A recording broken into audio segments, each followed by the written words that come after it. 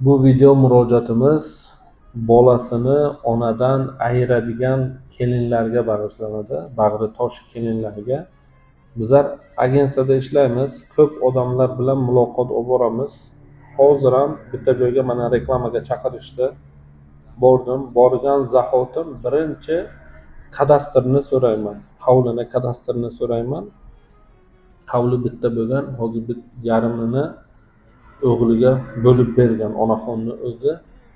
Lekin o'g'li bilan gaplashmas ekanda. Kelinni o'zi ona bolani shunaqa o'rtasiga sovuqchilik chiqarib shunaqa qilib qo'ygan ekan. Onaxon ko'z yosh to'kib yig'lab gapirib beryaptilarda. Ming la'nat bo'lsin o'shanaqa kelinlarga. Bolasini onadan sovutadigan kelinlar. Bu dunyoga xor bo'lishi aniq. U dunyoda Allohning oldiga ham javob beradi. Bitta narsani men eslatib qo'ymoqchiman. Erta qiyomatga ayollardan so'rashadi. Birinchi eringni rozi qildingmi deb so'rashadi. Agar o'sha savoldan o'tib olsa agar, keyin namoz, niyoz savoblari uchun so'raladi. Farzandlardan birinchi so'raladigan narsa ota-onangni rozi qildingmi deb so'raydi.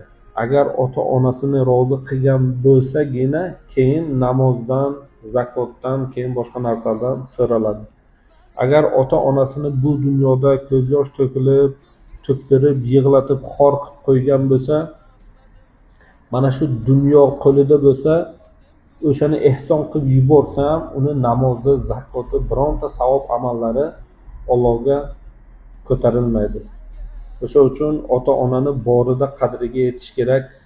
Mana shu videoni maksimum tarqatinglar, o'shanaqa ota-onasini xor qilib qo'ygan bolalar ko'rsin, erta qiyomatga javob beradi. Bu dunyoda qaynonasini xor qilib qo'ygan kelinlarga ham tashab qo'yinglar shularni. Toki erta kelinidan mana shu azobni ko'rmagunicha Alloh uni jonini olmaydi. O'sha uchun ota-onani borida qadriga yetinglar.